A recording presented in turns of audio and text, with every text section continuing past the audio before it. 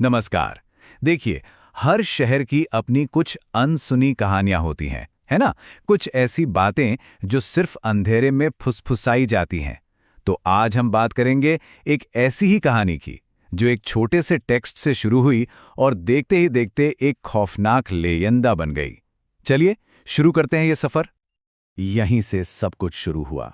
ये हैं वो ओरिजिनल शब्द, वो पहली कहानी, जिससे एक ऐसी लीजेंडे पैदा हुई जो आज भी लोगों को डराती है।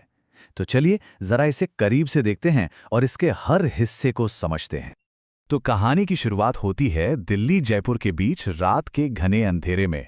कल्पना कीजिए, एक अकेला ड्राइवर, एक बिल्कुल सुनसान रास्ता और एक सफर जो बिल्कुल आम लग रहा था, पर असल में वो बहुत जल्द एक खौफनाक मोड़ लेने वाला था। सोचिए, दिल्ली जयपुर रूट की वो आखिरी ट्रेन। ड्राइवर का नाम था रमेश, और सच कहें तो रमेश को ये नाइट शिफ्ट बिल्कुल पसंद नहीं थी। घना अंधेरा, जंगल के बीच से गुजरती सुनसान पटरियां, मतलब माहौल ही कुछ ऐसा था।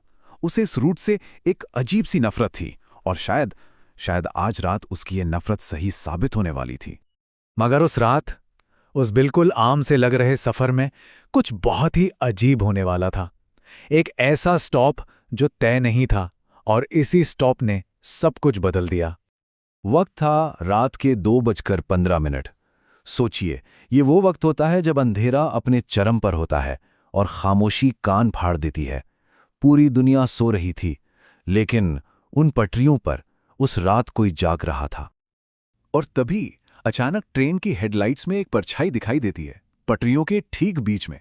सफेद कपड़ों में एक आदमी खड़ा था, हाथ हिला रहा था, जैसे ट्रेन को रुकने के लिए कह रहा हो। अब सवाल यह है कि इस वीराने में आधी रात को ये कौन हो सकता था? अब देखिए, नियमों के तो ये बिल्कुल खिलाफ था, लेकिन फिर भी रमेश ट्रेन रोक देता है। वो आदमी बिना एक लफ्ज बोले, बिना कोई टिकट दिखाए, चुपचाप ट्रेन के आखिरी डिब्बे में चढ़ गया।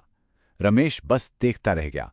पर जो चीज सबसे अजीब थी, वो थी उस आदमी की आंखें, एकदम खाली, जैसे उनमें कोई जान ही ना हो।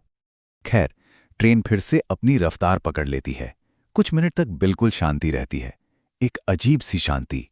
और फिर इंटरकॉम बजता है। लाइन पर गार्ड था और उसकी आवाज में एक घबराहट थी, और जो उसने कहा, उससे रमेश के पैरों तले जमीन खिसक गई। ड्राइवर साहब, आखिरी डिब्बे में कोई नहीं है। बस यही शब्द थे गार्ड के।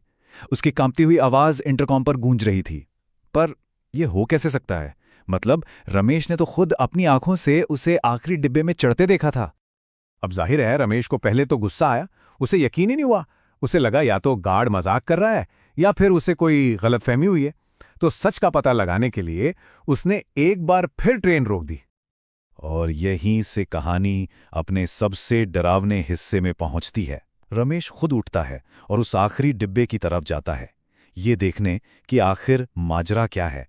उसे बिल्कुल अंदाजा नहीं था कि उस डिब्बे के अंदर क्या देखने को मिलने वाला है। तो सवाल वही था कि आखिर उस डिब्बे में था क्या। गार्ड सही कह रहा था, डिब्बा बिल्कुल खाली था, एक भी इंसान नहीं, सिर्फ खाली सीटें। लेकिन कहानी यहां खत्म नहीं हुई। डिब्बा खाली जरूर था, पर वो मुसाफिर अपने पीछे एक ऐसा सुराग छोड़ गया था जिसे आज तक कोई नहीं समझ पाया।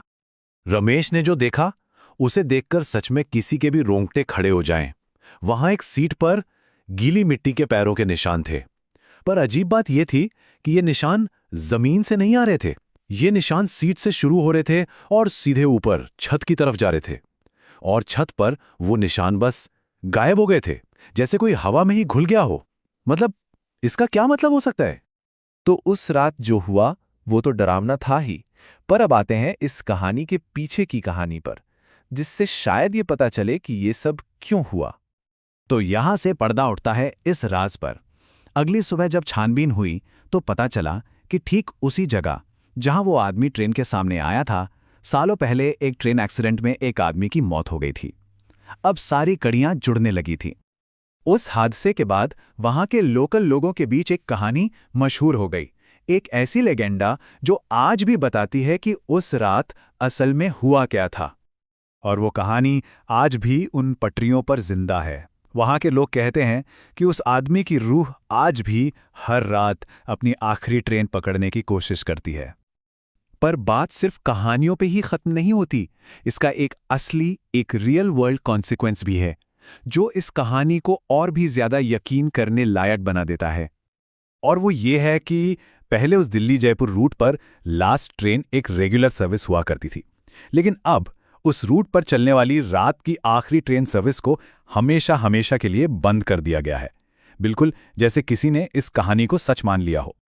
तो सवाल ये उठता है कि क्या ये सिर्फ एक मनगढ़ंत कहानी थी या उस रात उन पटरियों पर वाकई कुछ हुआ था? ये हमें सोचने पर मजबूर करता है कि आखिर क्यों कुछ कहानियां कभी खत्म ही नहीं होती। शायद इसलिए क्योंकि वो हमें याद दिलाती हैं कि कुछ सफ़र कभी पूरे नहीं होते।